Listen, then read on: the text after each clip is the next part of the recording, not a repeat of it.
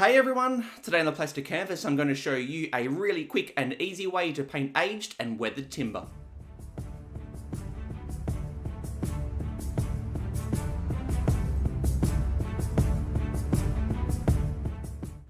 Hey everyone, Matty from the Plastic Canvas and welcome to today's painting video. And like I said in the intro, today I'm going to be showing you a really quick and easy way of painting aged or weathered timber, just like you can see on this building here.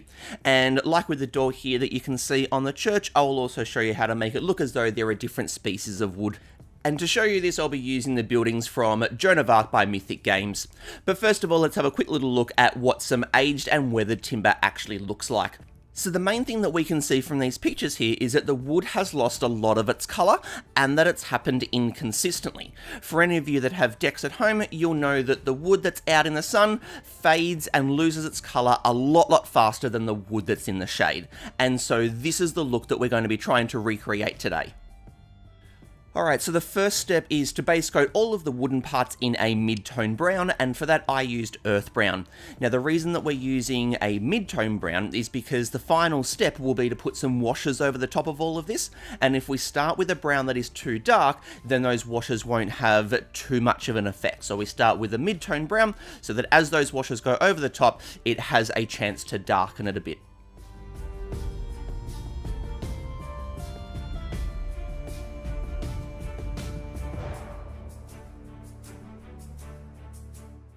And now we're going to start to build some texture, and the way that we're going to do that is by mixing in the lightest grey that we can find. For me that was Misti Grey, into that brown that we used as the base coat, and now we're just dry brushing this over all of the wooden surfaces.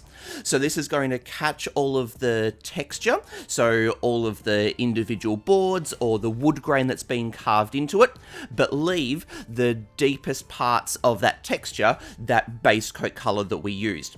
And so when the washes go over the top, we'll be able to tint all of this grey weathering that we've done back to being brown a bit, but also all those gaps that are in between the boards that were left that original base coat colour will be darkened off nicely, so we'll be able to get a bit of contrast there. But what the key here is to make this brown and grey mixture that we're dry brushing with gradually lighter and lighter as we add it layer by layer. So you can see here I'm doing a second layer of the dry brushing, but I've added in quite a bit more of the Misti Grey, but I'm reducing the amount of surface area that I'm covering. Because what I want it to end up looking like is that these columns that I'm dry brushing at the moment have faded and weathered more at the bottom of them rather than the top, because they're the parts that are in the sun more. So with each layer, I just mix in a little bit more of the Misti Grey, continue to dry brush, but just gradually reduce the amount of area that I'm covering. And then now with this layer here, I'm using straight Misti Grey, but you can see I've moved to a smaller brush. This is so that I can be a little bit more precise with where I put it. And this is really just going at the parts that I want to look the most weathered, because that's basically the way to think about it, is the lighter that you've made the wood, the more weathered it's going to look when the washes go over the top.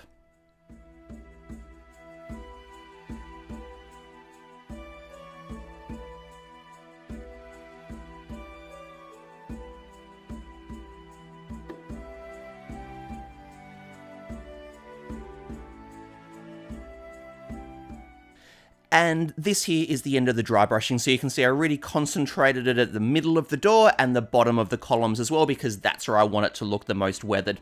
And now we're just taking a Sepia Wash and we're just putting a fairly thin layer over the top. We don't want it to be too heavy, because we don't want to turn all of those really light areas too brown. We just want it really as just a tint, so that it makes it look like wood again, but that we very clearly have lighter areas that are more aged and weathered than what the darker areas are. And that's all there is to it. So it's just base coating with a mid-tone brown, dry brushing over the top by gradually mixing in more and more grey, and then just throwing a sepia wash over the top, and that gives you a really quick but effective aged and weathered timber look.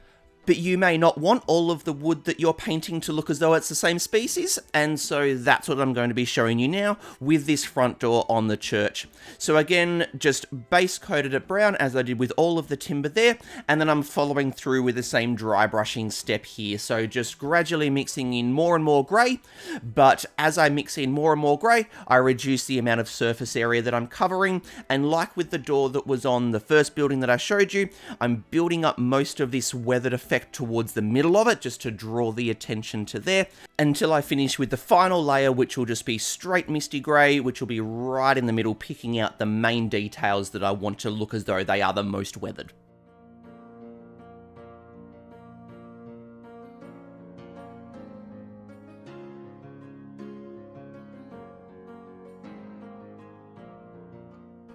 And so to make it look as though there are different species of wood, we just use some different coloured washes. So I'm still going to be using the Sepia Wash. That'll be the main one that I'll be using, which is the first one that's being laid down here.